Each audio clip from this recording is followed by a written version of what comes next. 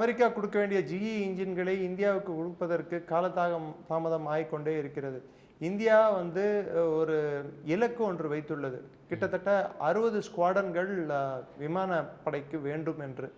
அதற்கு தோதாக இன்று பிரான்சில் இருந்து ரஃபேல்களையும் ரஷ்யாவில் இருந்து Su-57 என்ற விமானங்கள், அது கிட்டத்தட்ட அமெரிக்காவின் F-35, அதாவது கொத்தாரில் சென்று தாக்கியவல்லவா F-35 சீரீஸ், இந்தியாவில் கூட ஒன்று தரையிறக்கப்பட்டு திருவனந்தபுரத்தில் பல நாட்கள் குத்த வைத்து உட்கார்ந்து கடைசியில் அதை ரிப்பேர் செய்து நாம் பறக்க விட்டோம் அல்லவா.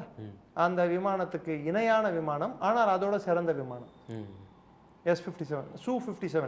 Su-30 என்ற விமானம் 1996 திரு நரசிம்மராவ் இருந்த காலத்தில் அது முதலில் அதற்கு கையெழுத்து இடப்பட்டது. வாஜ்பாய் அவர்கள் இருந்த காலத்தில், பிரதமராக இருந்த காலத்தில் அது நமக்கு கொடுக்கப்பட்டது. இன்று வரை அது Su-30 என்ற விமானம் அது சிறப்பாக செயல்பட்ட விமானங்களில் உலகத்திலேயே மிக சிறந்த விமானங்களில் ஒன்றாக கருதப்படுகிறது. ஆபரேஷன் சிந்தூரிலும் அது பயன்படுத்தப்பட்டது.